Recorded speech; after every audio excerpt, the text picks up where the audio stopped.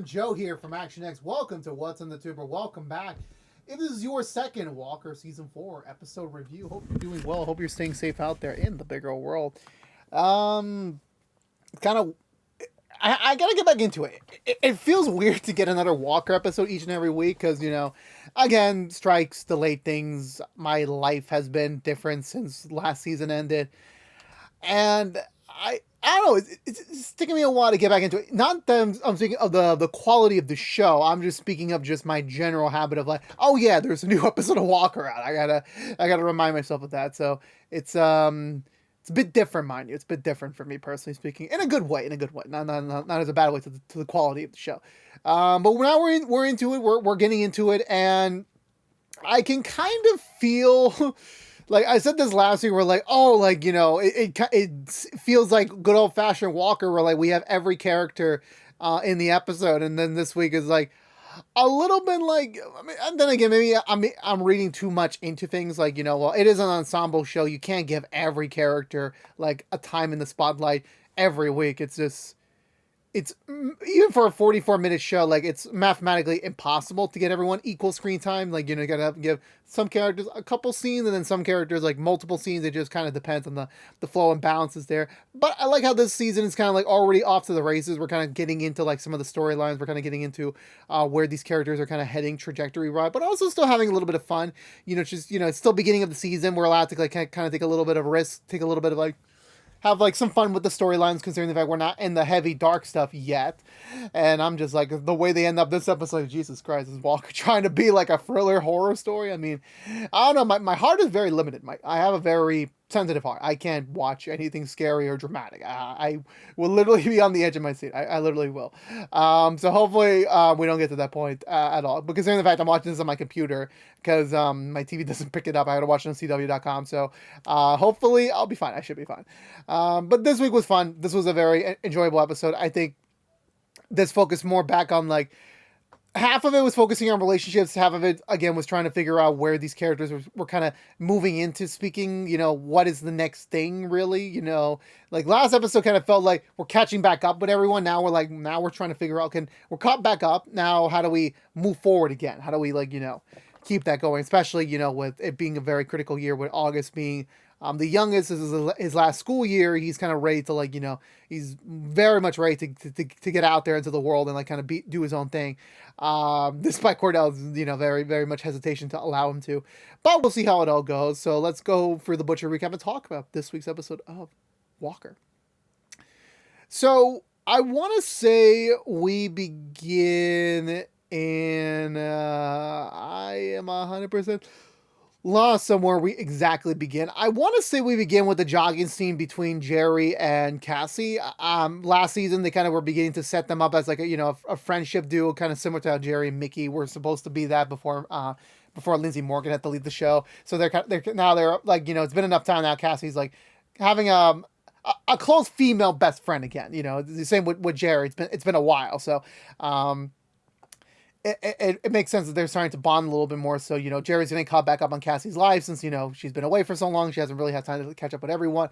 Cassie's officially decided she's going to stay in Texas. She's going to resume being a Texas Ranger because as much as she likes the FBI, she only really liked it for the thrill of like, this is a short-term gig. This is not official.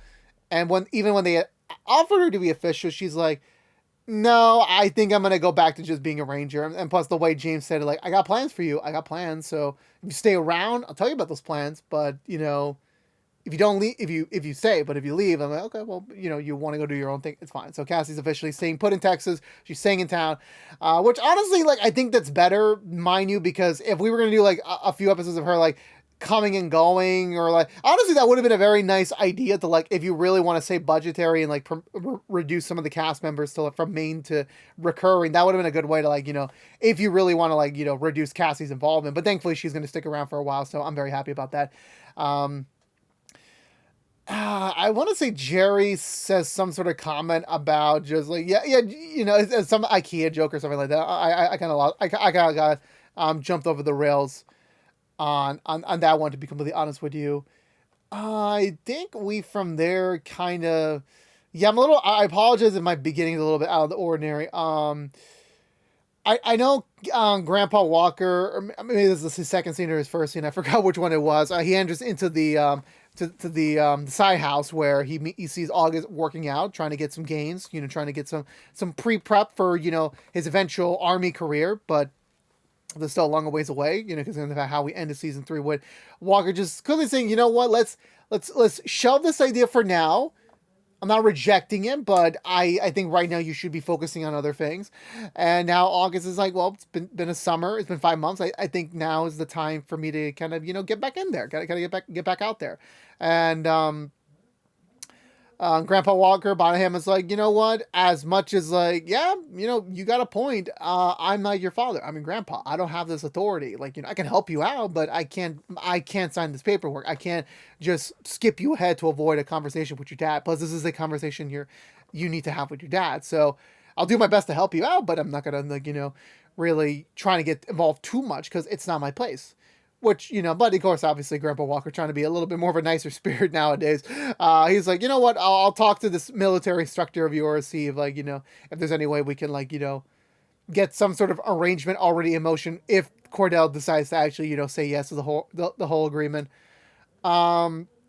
We cut over back to the Walker house where I keep forgetting. I know Liam's job is with the rescue, but I'm like, he and his boyfriend and Stella just kind of like, chilling out on a random weekday morning, just like chilling. I'm like, I keep forgetting, do y'all have jobs? Like, it's been a while, like, again, because, like, season 3, we don't catch up on every little thing, but I'm like, do y'all have jobs? Do you have jobs? I know Stella's like, like college is like, your schedule's all over the place. So, and again, why doesn't Stella, just commute back and forth from, the dorms to house? Because, again, she's still in close by Texas. She doesn't need to dorm. In fact, that's a waste of money.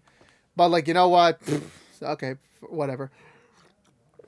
She's taking it a little Z, trying to catch up on her sleep, but she has a nightmare about the night she almost was killed, and technically when she did kill someone, which was the person that was trying to kill her from the season 3 finale. She wakes up, she gets scared again, and she's like, okay, you know what? I'm gonna go back to my dorm. I'm sorry, I gotta go back.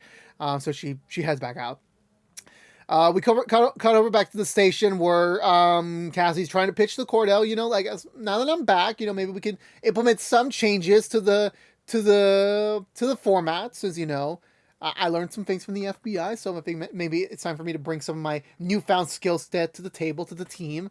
And Cordell's like, no, we are Texas Rangers, and as well as we already have our own rapport, we already have our own tradition. Let's just kind of keep the same thing as we go here. Now that you're back, she's not having it. But however, all the other Rangers start, flooding out the station. They're approaching like this open police car that with the hood up, and they're slowly approaching it. It's some old lady, and she's just like trying to do some work on it. And Trey walks out. He says like, yeah, no, like, I'm watching her.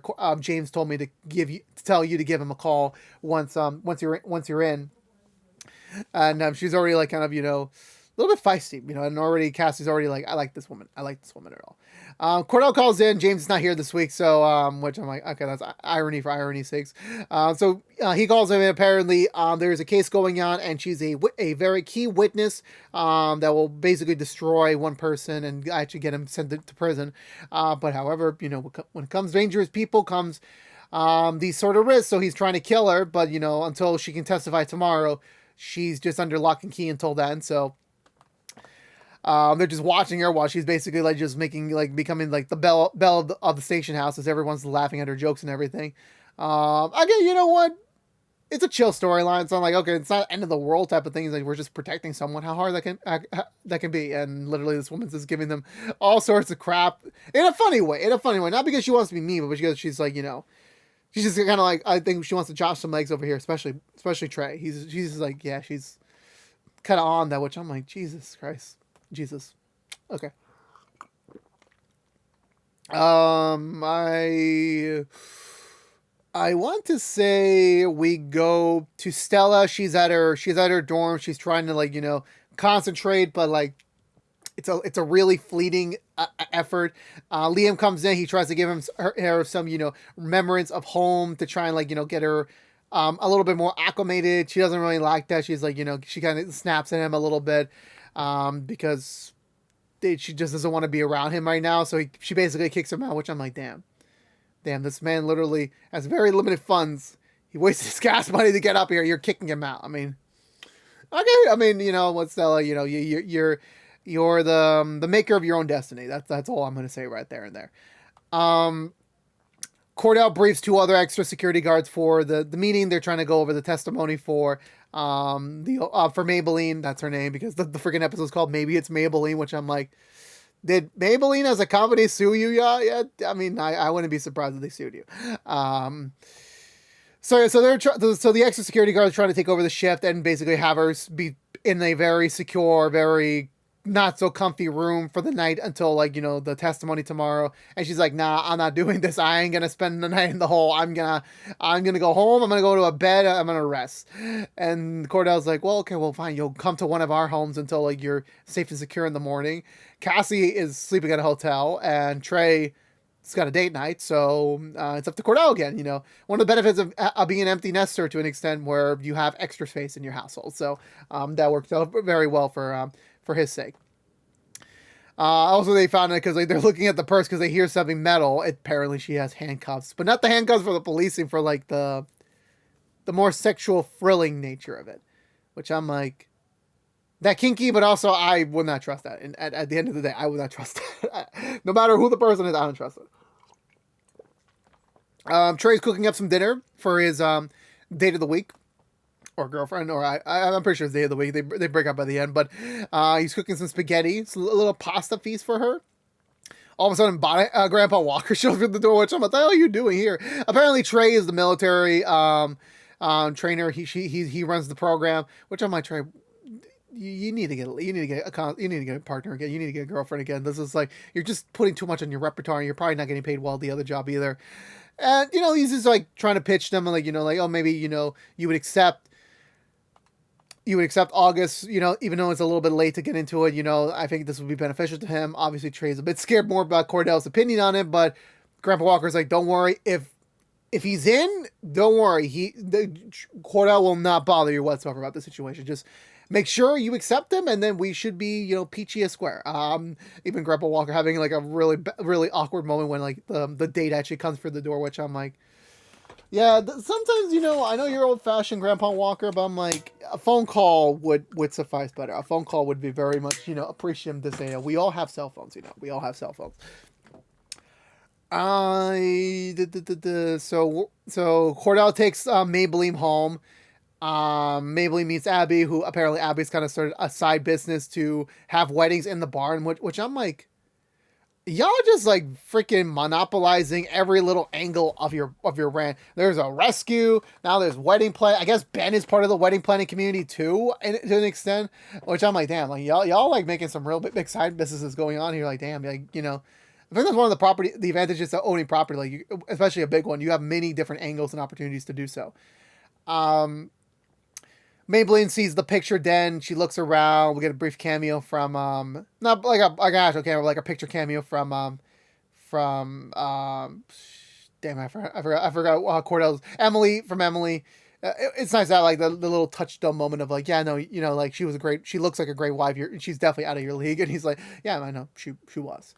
And he's like, oh, okay, then they talk about being single parents and everything. They kind of can start relating onto that, and just talking about it, and I think it's a nice moment where Cordell can actually talk to another parent that's kind of been in his shoes before. So I'm like, it's nice to have that the shared commodity aspect of that relationship.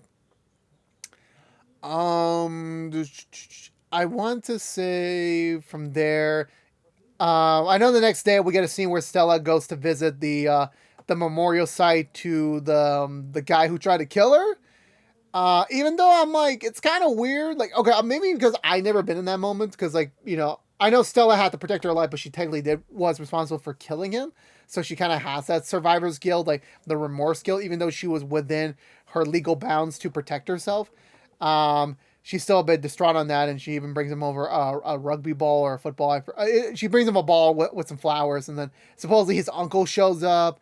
He's kind of saying some weird stuff oh, I'm at least happy my nephew got to impact other people's lives that never really got to meet him, which I'm like, kind of weird and odd to be saying that to a random woman in the middle of the road. But I'm like, okay, you know what? I've heard worse stories elsewhere.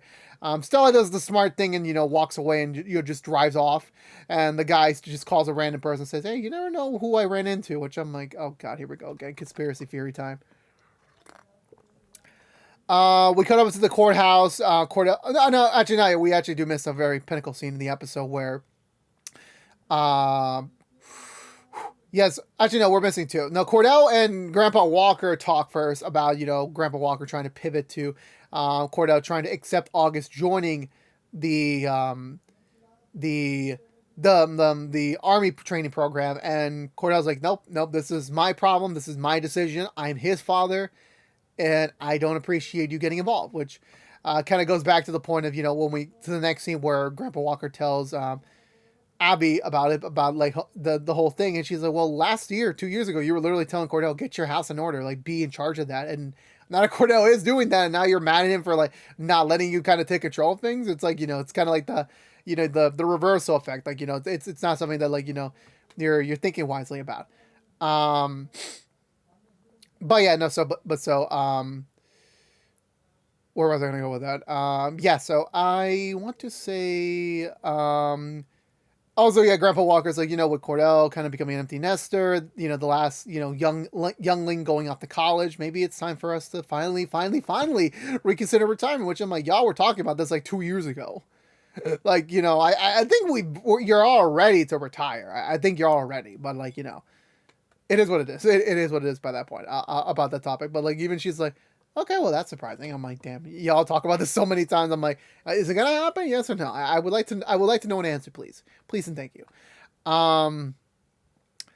Then yeah. So then we cut to later the night. Well, before the Stella scene where Cordell's getting something to drink, and then he sees Maybelline in the dining table just drinking some tea with bourbon or something like that, and she's just saying like there's a tradition how like at this time of night this would be my only peace and quiet while the kids are sleeping, just kind of have like a moment to myself. So it's kind of never left my body even after like my job as a parent kind of concluded. And Cordell just talks about like the fact that he's scared about August, like like going off to the military. Like as much as Cordell doesn't have regrets of joining the military himself, he is scared because he's now a father in that same position, watching his own son want to go down that similar path, which will come with challenges and will come with certain experiences. So definitely, it's something that he's just not comfortable 100% with that. And Maybelline just says some very nice advice to him, saying that it is what it is by that point. Like you're trying to be the best parent you can be, and it may suck that like your kids don't really listen to you and like honoring your decision, but they are looking at you, they are watching you, so eventually your actions are going to speak louder than your words. So eventually he'll decide the right path, and also you'll decide what is also best for him too, like in terms of accepting whatever they have in store for you next. Um, from there, I want to say we get to the next morning. We're at the courthouse. Courthouse brings Maybelline over. Same with Cassie and Trey. Trey gets told by Maybelline like I'm feeling a little off. I would love some energy in me. So Trey goes off to get her some snacks. They see like a skirmish with a security officer up front. Cordell goes to intercept. Cassie wanted to get involved. Pawns off Maybelline to another security guard while she goes up there. Security guard's a little bit shady immediately right off the bat, where it's like, "Oh, follow me. There's another security checkpoint. You gotta come with me." Which I'm like, "Bro, like you are the worst fucking liar in the world. Like if this was me, I'm like, I'm punching you in the face right now. I don't care if you were not true or not, but like definitely for sure, like you are not legitimized. You are not." So once the tussle ends and they look around, I was like, "Oh shit, Maybelline's gone." So they look around. That security guard was not a security guard. He's taking her away from the courthouse to like presumably take her offside to kill her. The whole courthouse goes on lockdown. Even Maybelline's just trying to like hold on in like the most sassiest way of like just like being very well aware like the whole situation. Like yeah, she could die at any point. Like this guy has a gun. Like they could just end her right here right now. But she's just like, nah, like just give me away. Like you're gonna get caught eventually, Buster. You might as well just let me go now. And he's not listening to her. And this guy stupidly lets her drop her purse, which I'm like, if you really think about it, dude, that purse is a clue to where you're going. So Hence being, you should have picked up that purse, but he did not. So eventually, Trey gets the purse and he communicates that back to Cordell and Cassie, who intercepts them by the car, knowing that's like literally the only escape route apparently from this building. They decided to go up top, which I'm like, what was y'all plan? Like, what was the plan to go up top and then going back down on foot? Like, I don't know what you were thinking. I really don't know what you were thinking. So Trey, thinking ahead, realizes the plan, so he goes up to like the elevator, just waiting for like, okay, if I stay in this elevator, eventually they're gonna summon me and I'll go punch them in the asses. Thankfully, Cordell and Cassie managed the corner. The two of them with Maybelline in the corner, and they're still like, "Now we're gonna get in this elevator. We're gonna shoot you, and we're gonna get home free." But thankfully, Trey appears from the elevator, starts fighting one of the dudes. Cordell fights one of the other dudes. Cassie secures Maybelline. And yeah, it's a pretty easy match. It wasn't really that difficult to be, mind you. So they save the day. Maybelline's able to testify in court. She's safe and sound. She's ready to like go back to normal, go back to her normal ways, her normal life. I want to say from that point, we cut back to night. Cordell's back home. We just skipped the entire courthouse scene and everything. He talks to August. He tells him he knows about the PT training he's been doing, that he's aware that that's what he wants to do. And, you know, as much as August is pitching to him, my grades are good. I'm still doing my work at the side step. Like, I'm doing everything in the book. I just want to do this one thing for me. And, you know, Cordell, like, kind of repeats his point where, like, yeah, no, he understands that, he knows where he's coming from, and he does know, like, yeah, that's his decision to make. But, you know, Cordell being the dad in this situation, you know, he's going to care about him. He's going to, like, always, you know, cherish him in that way. And he definitely just wants him to, like, you know, to be happy and definitely to be safe and you know, protected, you know. But, you know, there isn't really much he can do, because like by the time August turns 18, he will be legally able to do it himself. So rather get the blessing now and be completely fine with that, rather than down the loan and deal with all that. So he agrees to sign off on PD training, that it's all good to go. But, you know, obviously he advises August, you know, despite him going to have so many more facets of his life, you know, to still make time for home, you know, which honestly, it's a much more true statement than not. We cut up and back to the side step where like basically almost everyone in the family is just kind of there for like a night out. Stella tries to get away. She tries calling Sadie, Hoyt's daughter, like his daughter he never really got to know. She doesn't pick up the phone, and she just wants to talk to someone that was not family. Because like family will provide their perspective because they love you, they want to protect you, but like Stella just wants something real. She just wants something like, you know, really off the books. So Ben, I believe that's his name, which is Liam's boyfriend, says, "Hey, I'm not a walker. I'm not technically related to you, so technically I am someone outside the family." Which I'm like, nah, you dating Liam, you part of the family. This is like the moment you admitted that, yeah, you part of this family. That's a no questions asked type of ordeal. And he just says like, yeah, you know, like, you know, this thing you're feeling, I understand it. You know, it feels like survivor's guilt, but like, you know, it just means you have a conscience and, you know, you generally care. But at the same time, this was not your fault. Like, you did what you did to protect yourself. Yes, this happened. The guy died, but you know, you're alive. You're still good. Like, you know, like, don't really ring yourself up for that. It's the fight or flight response. You die or you're gonna live, you know, and you chose to live, you know, at the consequence of someone. Like, as much as the situation is not ideal and it's definitely going to leave like an imprint on you, like, you know, definitely think about what you have now. You're living, you're with your family, you're having a good life, you know. That's like, think of the positives other than the negatives. Cordell just like spears in, like just kind of like takes Stella away from him. But he's like, you know, oh, how's Stella doing? She's like, she's strong, she's good, she'll be fine. Cassie walks in. Jerry welcomes her with open arms. It's like, hey, so I was thinking about you looking for an apartment, and I think it's better if you just move in with me. And I'm just like, damn, that is super freaking easy. Like, just make friends with the right amount of people. You'll get like, you know, easy room and board, basic. Okay, well, I'm pretty sure Cassie's still gonna pay rent, but like, you know, it's much easier than like another thing. And even Jerry's like, yeah, most times out of 10, I'm with Cordell. Like, you know, this is my house still, but like, you know, but like, you know, like, I rather, if I am home, I'll be protected at least if I have another Texas Ranger under my roof. So I'm like, yeah, you're doing a Texas Ranger and you're with the Texas Ranger, which I'm like, damn, that's gotta be double protection somewhere. That's gonna work out there. Again, is it a little forceful? But you know what? Jerry's just that type of person, similar to Emily, where like they're so open, they're so welcoming, they're just trying to help as many people, especially the ones they're close with. So definitely, um, it's agreeable. I do agree. I do agree on that. Trey shows up, sadly defeated. Maybelline managed to get the last laugh after all. She managed to intercept Trey's phone when he got a call from the girl. And basically, Maybelline just said, "Oh no, I'm his lady. I'm his woman." And I'm like, "Yeah, Trey definitely is not going to get any secondary date with that. I'm so sorry for the man."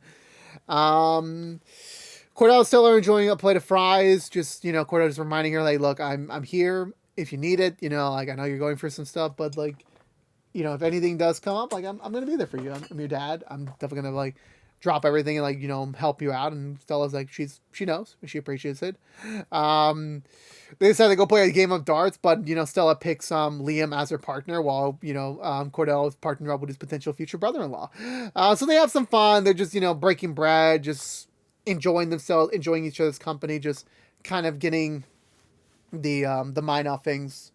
Which again, like sometimes those little breaks in reality definitely does like go a long way to like repair your sanity and such.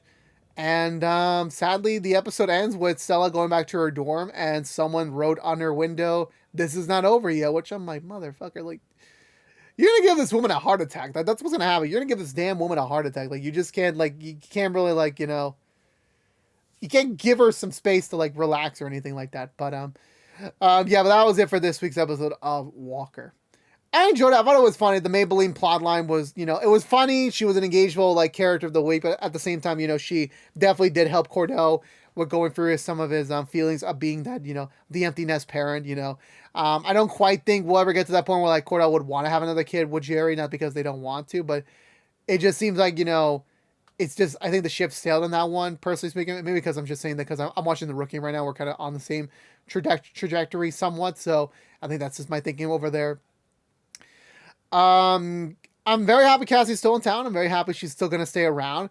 Definitely there's still some lingering things with her and Trey they still gotta work out with, but at least she's stabilized herself in her new home with Jerry, and I'm very happy about that. Definitely Cassie's one of the one of the most welcoming new additions to the cast a couple years ago. So definitely, her being on board now fully again is gonna be great to see. Trey just cannot catch a break. He's just been taking L's lately, but the man deserves a W. He's going to have to deserve a W one of these days or not. And I'm starting to like Grandpa Walker again. Like he's mellowing out a little bit. I think he's finally enjoying the proper retirement years, but still having his little flair with him. He still has that in his step. And for Stella, I feel like she's going to have another one of those moments where like, yeah, like, I don't know, like, she already has, she's been for a lot these last few years. And I'm like, the fact that she's now being targeted by, could it be the Jackal? Could it be someone else? Another unrelated source? I don't really know, but I'm just kind of scared for Stella right now. She's definitely in the crosshairs of someone right now. And, definitely best to get this aware and noticeable quicker rather than later. Cause like, and also definitely she needs to move back home. Like, this dorm ain't gonna protect her. This community college ain't gonna defend her whatsoever. So that's just my opinion on it.